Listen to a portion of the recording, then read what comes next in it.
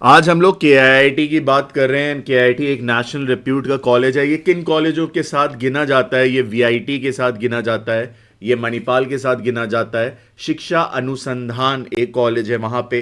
तो ये तीन कॉलेज साथ गिना जाता है।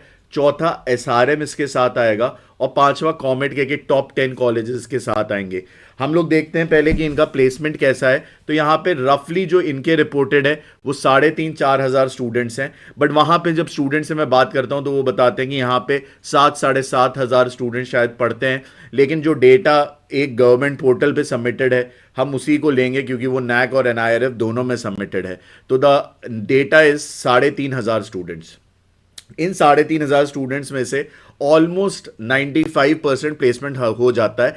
This is very similar to SRM. SRM का if you look at the data you will see that दोनों जगह ही द नंबर ऑफ प्लेसमेंट की ज्यादातर लोगों का प्लेसमेंट हो जा रहा है, चाहे मीडियन सैलरी कम रही हो। तो पहले क्या था जो एसआरएम था उसकी मीडियन सैलरी हमेशा एक जैसी रही है, पिछले 2-3 साल में ही बढ़ी है। वैसे ही केआईआईटी भी है कि इसकी जो मीडियन सैलरी थी वो एक जैसी ही रही थी। अभी ही कुछ टाइम में ये थोड़ी सी बढ़ने लग गई है। So looking at the median salary, how much they have told us this year.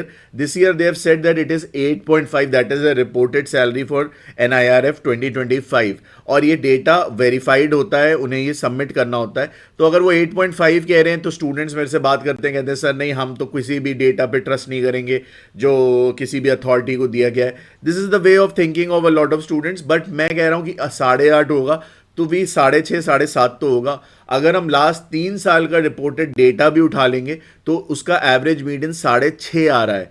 तो अगर सारी ब्रांचेस को मिला के 6.5 इसका आ रहा है तो कंप्यूटर साइंस का डेफिनेटली 8 के करीब होगा।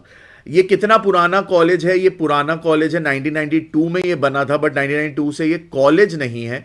उसके बाद फिर ये 5 साल 6 साल चलने के बाद ये कॉलेज बना। उसके पहले ये एक आईटीआई डिप्लोमा इस तरह के वोकेशनल ट्रेनिंग्स देता था।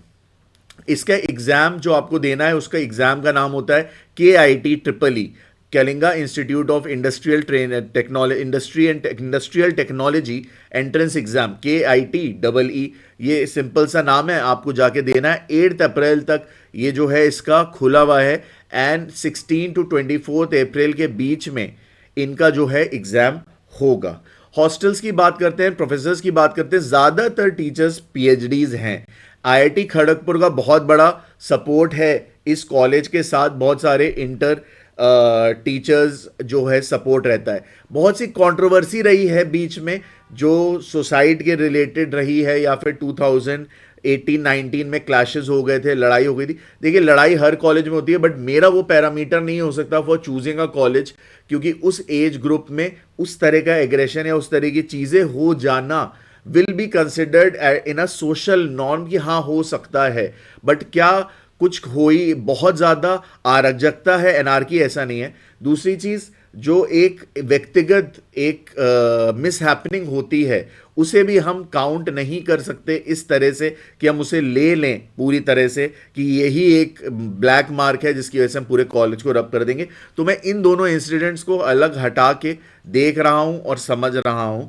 और फिर मैं बात करना चाह रहा हूं आपसे कि यहाँ पे हॉस्टल्स कैसे। तो हॉस्टल्स बहुत बड़े बड़े हैं। हॉस्टल्स का कैंपस इनका आलीशान शानदार बहुत ही बड़ा है। जिससे भी पूछो जो भी वहां गया है, देखिए बात करने वाले तो कुछ भी बात करेंगे, but coming on to the objective facts, when you go there and you see the campus is huge. और वहां पे hostel rooms are very good. वहां पे फॉरेन स्टूडेंट्स पढ़ते हैं, not just from Nepal, from a lot of countries, from Africa also. तो उनका mess का जो फूड है, जो उनके फूड की क्वालिटी है वो सारी अच्छी हो जाती है। तो if you are looking towards a college, you are from the eastern side of India, वहां पे आपको ईस्टर्न साइड में बिहार के बच्चे, वेस्ट बंगाल के बच्चे, झारखंड के बच्चे मिलेंगे। ये लोग मिलेंगे वहां पे आपको। तो ये होता है। अब वहां पे कंपेयर करते हैं कि वहां पे कितने बच्चे हैं जो स्टेट में हैं और आउटसाइड स्टेट में हैं। तो ज्यादातर बच्चे जो वहां पे पढ़ रहे हैं वो ज्यादातर आउटसाइड स्टेट के हैं। 99% स्टूडेंट जो हैं आउटसाइड स्टेट से हैं, यानी उड़ीसा के बाहर से हैं, बट मोस्टली ईस्टर्न रीजन से हैं। अब नॉर्थ इंडियंस यानी कि नॉर्दर्न पार्ट ऑफ इंडिया, जैसे कि यूपी, MP, राजस्थान, ये सेंट्रल एंड नॉर्दर्न इंडिया, थोड़ा सा हिमाचल, ये कुछ कुछ जगहों पर न्यू दिल्ली के बहुत से गवर्नमेंट ऑफिशियल्स वहाँ पे जाके अपने बच्चों को पढ़ाते हैं, तो आपको यहाँ से पीयर ग्रुप मिल जाएगा।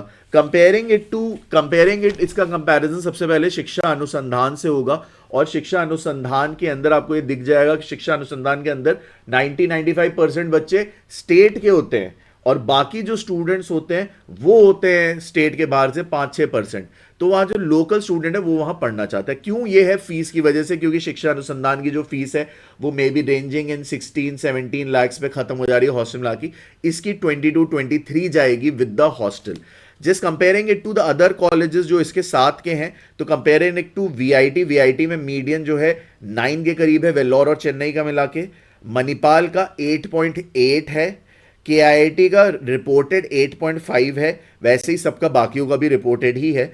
अमृता का 7.25 है, एसआरएम गाजियाबाद और एसआरएम केटीआर का 6.1 है।